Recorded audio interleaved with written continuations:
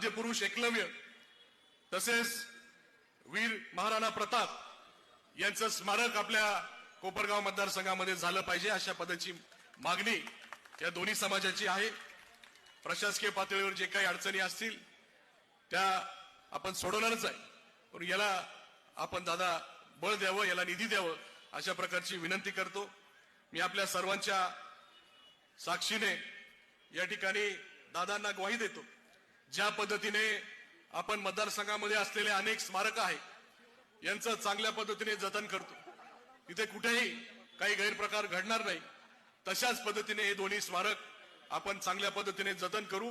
त्या महापुरुषांचा आपण आदिवासी समाजाचं दैवत आद्य पुरुष एकलव्य तसंच राजपूत करेकर समाजाचं दैवत वीर महाराणा प्रताप यांचं स्मारक उभारण्याच्या करता आणि जसं आमच्या सिन्नरच्या आमदारांनी कसं आहे, प्रशासन माझा आवाज धरण्यासाठी एवढा प्रयत्न करतो, पण मी धरणारच नाही, कारण आपला बाप नहीं रुकेंगे नहीं झुकेंगे, लगे हुकूमत सारी, संघर्ष रहेगा जारी।